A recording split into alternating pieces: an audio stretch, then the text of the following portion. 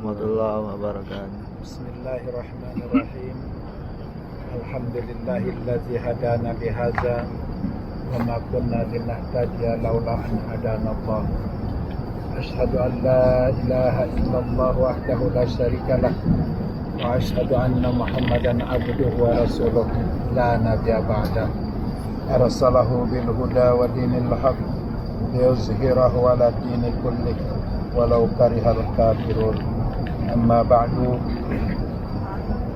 Bapak Ibu Dwi Rahman yang saya muliakan, syukur alhamdulillah kita ucapkan kehadirat Allah Subhanahu wa taala yang mana pada pagi hari ini kita masih dapat menikmati kesehatan dan kesempatan sehingga kita dapat berkumpul di Masjidil Haram ini dalam rangka menunggu waktu duha.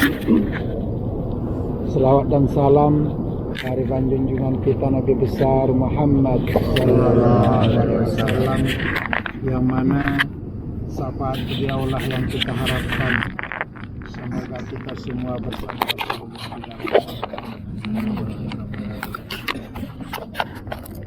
Bapak Ibu sekalian, apa kabarnya ini? Sehat.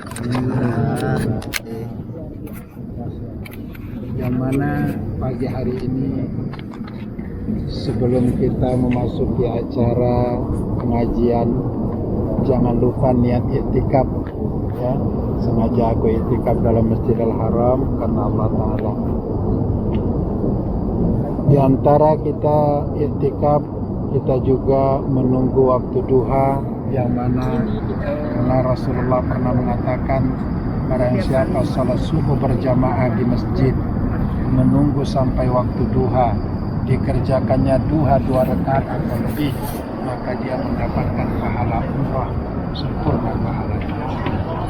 Sekali kita kerjakan di sini dengan 100.000 kali di Indonesia, 100.000 hari di Indonesia, namun tetap banyakkan yang sekali kita kerjakan di sini. Alhamdulillah, mudah-mudahan diterima Allah ibadah kita. Bapak Ibu yang saya muliakan, kita sangat kedengeran. Oh iya. Atau kita bawa nggak apa? Audio. Bawa kan? Ya udah di biar ya. Hah? Kekerasan, tadi Nggak usir. boleh. Tadi usir. Speaker biasa nggak boleh usah. Hah? Speaker biasa nggak boleh. Nggak boleh. Nggak boleh. Nah, ini kan nggak apa-apa. Ya. Ini apa nih? Itu kayaknya mix Raudhah Madinah sama Kita ilmu kita sehingga kita selalu menyalahkan orang.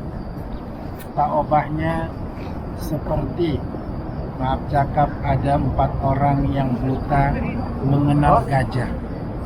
Yang satu memegang kakinya, yang satu memegang kupingnya, yang satu memegang ekornya, dan begitulah. Sehingga orang bertanya, gajah itu gimana? Yang satu mengatakan, gajah itu seperti ular, ketepatan ekornya yang dia pegang. Data yang satu mengatakan salah, gajah itu enggak seperti ular, tapi seperti tampah lebar. Dan satu mengatakan salah, gajah itu bukan seperti itu, gajah itu seperti tiang, ketepatan kakinya dia pegang, yang satu ketepatan kuping yang dia pegang. Saling salah menyalahkan.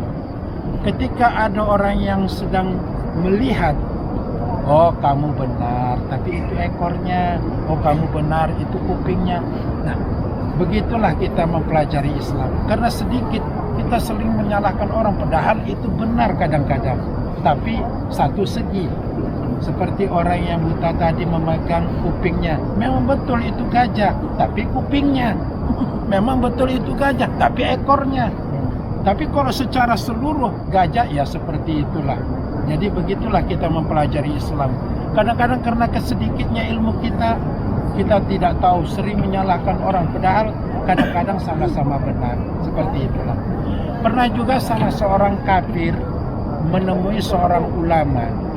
Dia mengatakan, ya Syekh, Nabi kalian itu pembohong dan pendusta. Itu dia katakan. Jadi ulama ini mengatakan, kenapa kau katakan Nabi kami pembohong? Sedangkan Nabi kami itu adalah orang yang benar, tidak pernah berbohong, sehingga digelar Al-Amin. Lalu dia mengatakan, bukankah Nabi kalian pernah mengatakan di dalam hadis, ad-dunya sijnul mu'min wa jannatul kafir. Dunia itu bagaikan penjara bagi orang Islam, sorga bagi orang kafir. Lalu ulama itu mengatakan, betul, Nabi kami mengatakan hal itu di dalam hadis Sahih Muslim. Nah, kalau betul, betullah pembohong. Kenapa? Coba lihat, bukankah dunia ini sorga bagi kami yang bukan beragama Islam? Tapi kenapa saya hidup sengsara? Kenapa saya hidup miskin? Kenapa saya hidup menderita? Mana sorga saya di dunia ini? Anda sebagai beragama Islam, Anda hidup bahagia, Anda hidup senang. Padahal dunia ini bukan sorga bagi Anda, sebagai penjara. Itu dia bilang. Lalu ulama itu mengatakan, Anda salah paham. Memang betul, dunia ini sebagaikan penjara bagi kami. Penjara itu kan banyak larangan. Ini boleh, itu tidak boleh, jam sekian ziarah, boleh ziarah, jam sekian boleh makan, boleh tidur. Banyak peraturan di dalam penjara. Begitu jugalah kami sebagai beragama Islam. Ini boleh dimakan, ini tak boleh dimakan, ini wajib dikerjakan, kalau Ramadan wajib puasa. Banyak peraturan-peraturan selagi hidup di dunia. Kalau kalian hantam semua, makan sesuka hatinya, kerjakan sesuka hatinya, karena kalian tidak ada apa-apanya. Begitulah kata ulama itu. Kamu bilang ini penderitaan bagi kamu, kamu sengsara, tapi kalau dibanding neraka, ini masih sorga bagi Anda di dunia ini. Masih sorga kalau dibandingkan azabnya di dalam neraka. Kamu lihat saya bahagia, senang, tapi kalau dibanding di dalam sorga, ini belum ada apa-apanya. Karena di dunia ini masih banyak larangan. Kalau di sorga baru tidak ada larangan. Inilah kata ulama itu kepada orang yang mengatakan tadi. Akhirnya orang itu pun mulai paham tentang Islam.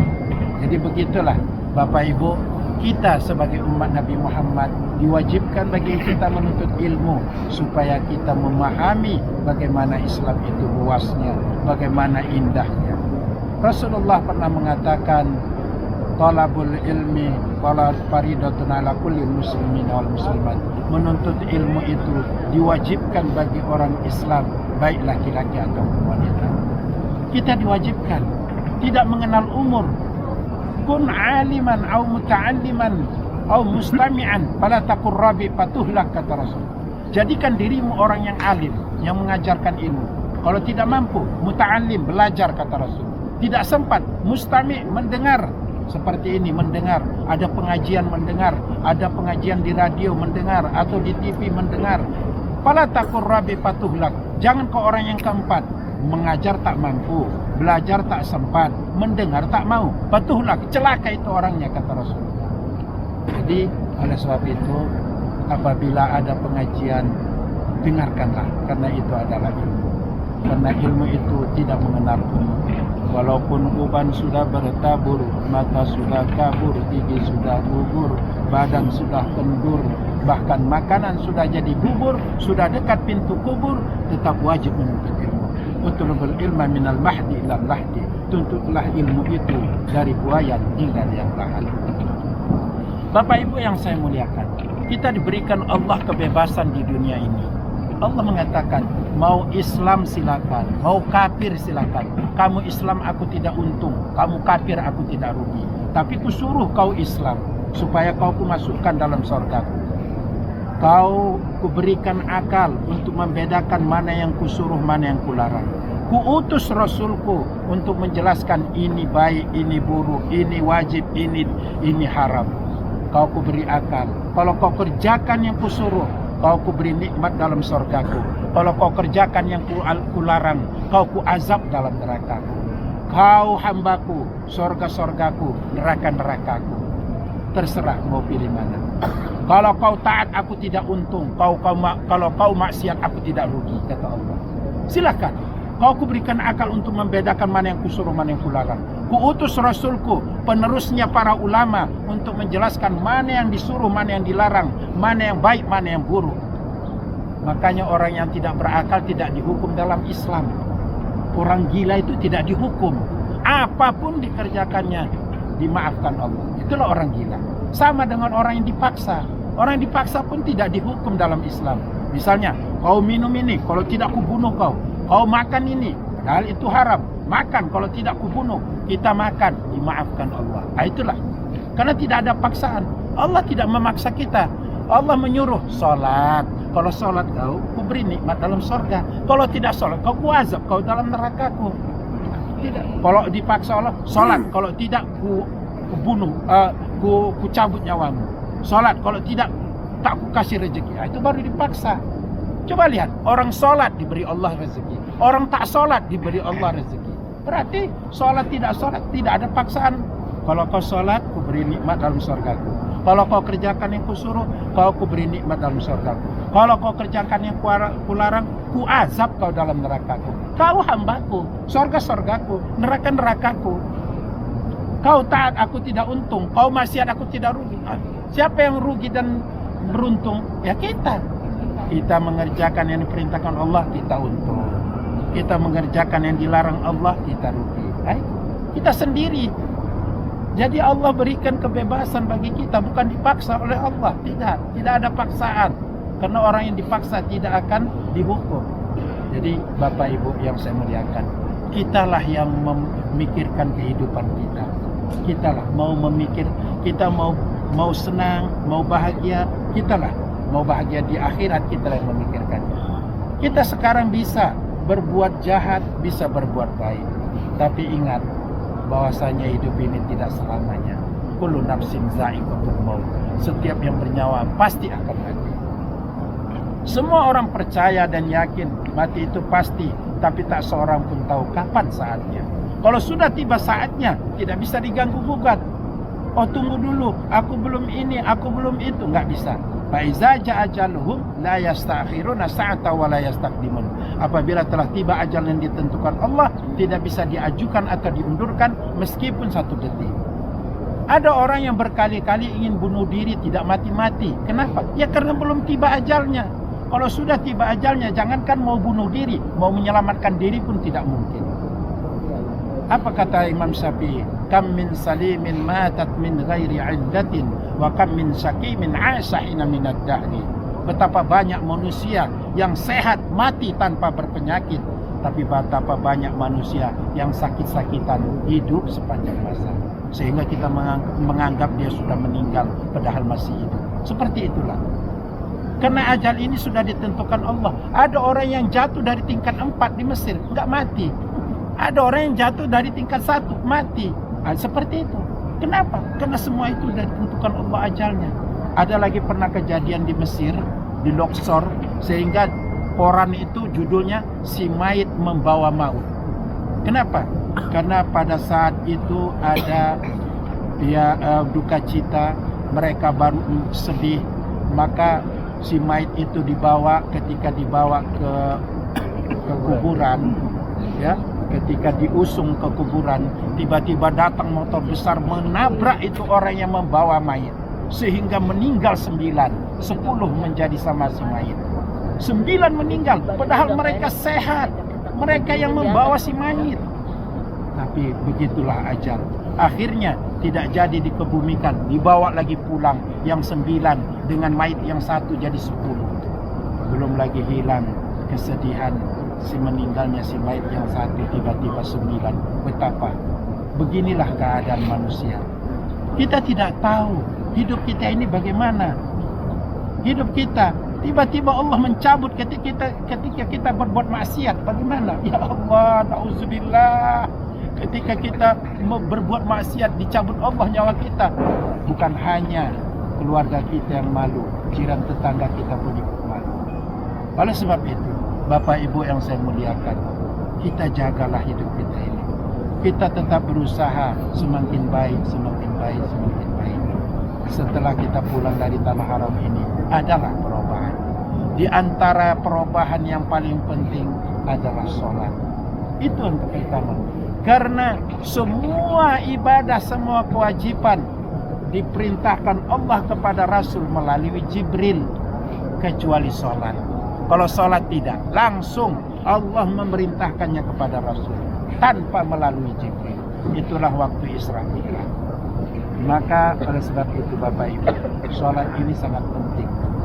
Dan sholat itu bukan hanya umat Nabi Muhammad, umat Nabi sebelumnya juga sholat. Pernah satu kisah, ini sering saya utarakan, seorang wanita yang sudah yang melakukan maksiat. Dia melakukan maksiat selagi hidup di dunianya. Tiba-tiba dia ingin bertaubat. Lalu dia menemui Nabi Musa. Karena dia dikenal, Nabi Musa itu adalah kalamullah, suka selalu berdialog dengan Allah. Lalu dia menemui Nabi Musa, mengatakan, "Ya Nabi Allah Musa, sampaikanlah hajatku kepada Allah. Apa diterima taubatku?" Itu kata wanita ini kepada Nabi Musa. Lalu Nabi Musa ingin tahu apa kesalahan wanita itu karena ingin disampaikan kepada Allah. Maka wanita ini pun terus terang karena dia betul-betul ingin bertaubat. Apa katanya? "Ya Nabi Allah Musa, aku telah melakukan perbuatan zina dan anak zina itu kubunuh." Marah Nabi Musa. Berubah langsung wajah Nabi Musa. Lalu dia usir wanita itu, "Pergi dari sini, jangan sempat turun azab dari Allah." Kenapa kata Nabi Musa seperti itu? Bapak Ibu yang saya muliakan, karena kalau sudah azab turun disebabkan maksiat, itu merata semua kena. Walaupun ulama, walaupun bagaimana alimnya, semua kena. Itu yang ditakutkan Nabi Musa. Jangankan manusia biasa, Nabi pun takut. Jangan sempat turun azab dari Allah. Wanita itu pun berpaling sambil menangis karena dia menganggap taubatnya tidak diterima. Ketika wanita ini berpaling, tiba-tiba datanglah Jibril, perintah Allah menegur Nabi Musa. "Ya Musa, lima radatta taibat ya Musa?" Hai Musa, kenapa kau usir orang yang bertaubat ya Musa? Itu kata Jibril. "Ama alimta ya Musa, tidakkah kau tahu hai Musa, ada dosa yang paling besar dari perbuatan wanita itu? Ada dosa yang lebih besar daripada membunuh dan berzina?" Terkejut Nabi Musa.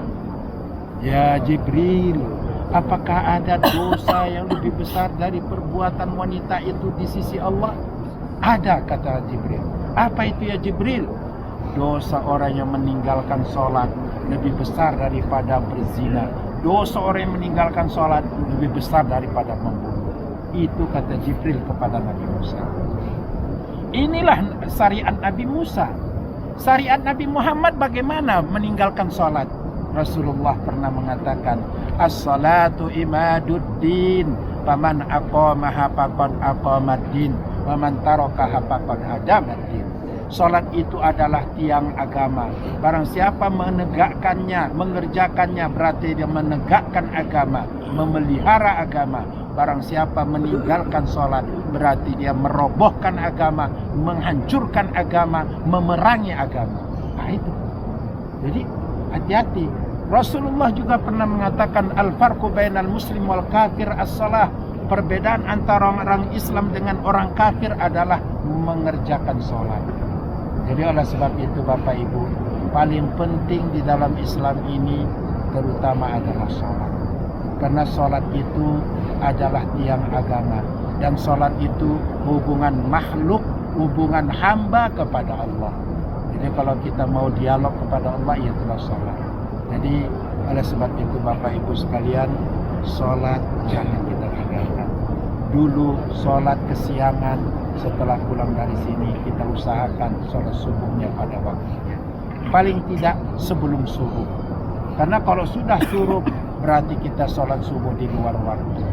Oleh sebab itu apabila kita capek, ada waktunya. Yang penting salat pada waktunya, walaupun bukan di awal waktu. Tapi kalau bisa di awal waktu itu lebih afdal. Yang penting bagi kita salat jangan ditinggalkan. Sampai kata para ulama, apapun kerjamu, salat jangan kau tinggalkan. Sampai seperti itu. Saking pentingnya salat. Karena Bapak Ibu, kita ini di dunia ya, diberikan Allah kesempatan bagi kita hidup untuk memperbanyak ibadah. Memang betul, masuk surga itu bukan karena ibadah, karena ridho Allah. Tapi apa gunanya kita memperbanyak ibadah? Supaya menentukan tinggi rendahnya kita nanti di dalam surga. Memang betul, setiap yang beriman pasti masuk surga. Setiap yang beriman. Kita nanti di dunia ini, ya, nanti setelah di akhirat, kalau waktu hisab, wah, masing-masing. Si istri tidak kenal suami, suami tidak kenal istri, anak tidak kenal ibu atau ayah, begitulah semua. Tidak ada, masing-masing. Seperti yang saya ceritakan kemarin, yang di terowongan Mina itu. Ayahnya, emaknya dipijak-pijak orang, dia tidak bisa menolong. Istrinya juga dipijak orang, meninggal. Dia hanya menyelamatkan diri, naik ke atas pundak orang dan kepala orang. Menyelamatkan diri. Begitulah waktu keadaan di terowongan Mina itu. Itu di dunia. Nanti di akhirat lebih hebat lagi. Masing-masing mau menyelamatkan diri. Tapi kalau sudah selesai hisab, yang sorga, yang di sorga, yang neraka di neraka, barulah Allah berikan kesempatan bagi orang-orang untuk menyelamatkan atau menyefatkan. Si ayah menyelamatkan anaknya, si suami atau si istri menyelamatkan suami atau istrinya, si anak menyelamatkan ayahnya, si ayah menyelamatkan anaknya. Begitu. Jangankan keluarga, teman. Ya Allah, aku teringat pernah aku belajar bersama dengan si Polan, tapi aku rindu, aku ingin jumpa. Ya malaikatku, cari hambaku itu. Ya Allah, ada di neraka, ya ambil, syafaatkan, masukkan dia dalam surga, karena aku tidak ingin hambaku itu merasa sedih di dalam surga. Itu baru ada dari teman menolong teman, apalagi keluarga. Ya Allah, aku ada pernah pamanku menolong aku ketika itu aku sedang keperluan. Ya Allah, dibantunya aku. Ya Allah, aku kepingin jumpa. Ya Allah, cari ya malaikatku, hambaku yang ditanya hambaku ini ada di neraka, ambil. Seperti itulah, saling tolong menolong. Bahkan kalau tidak ada keluarganya, tidak ada yang bisa menolong dia, tapi ada iman sebiji zarrah, apa kata Rasulullah, akan dikeluarkan Allah nanti dari api neraka, walaupun hanya sebiji zarrah iman di hatinya. Kita alhamdulillah udah lebih sebiji zarrah. Kita sholat, kita puasa, kita berbuat baik, itu udah lebih sebiji zarrah. Mudah-mudahan kita tetap dibimbing Allah dalam kebaikan. Mudah-mudahan kita diberikan Allah ketabahan dan keistiqomahan dalam melaksanakan ibadah. Mudah-mudahan Allah melindungi kita dari segala mara bahaya, dan mudah-mudahan Allah menunjuki kita dan membimbing kita ke jalan yang benar. Amin ya rabbal alamin. Bapak Ibu, mungkin demikianlah dulu yang dapat saya sampaikan, karena duha pun sudah tiba waktu duha. Jadi demikianlah dulu. Wabillahi taufiq wal hidayah. Ya ayuhan nas, innakum musafiruna bil ard, saturja'un fatazawwadu fa inna khairaz zadi taqwa. Bapak Ibu, kita sedang musafir demi Allah, maka marilah kita perbanyak bekal. Sebaik-baik bekal adalah takwa kepada Allah SWT. Dunia ini bukan tujuan kita. Tujuan kita tidak hidup di dunia ini selamanya. Tujuan kita adalah akhirat. Dunia ini akan kita tinggalkan, ya, kita akan mati. Nah, jadi oleh sebab itu tujuan kita adalah akhirat. Mari kita perbanyak bekal. Sebaik-baik bekal adalah takwa kepada Allah SWT. Wabillahi taufiq wal hidayah. Assalamualaikum warahmatullahi wabarakatuh. Waalaikumsalam warahmatullahi wabarakatuh.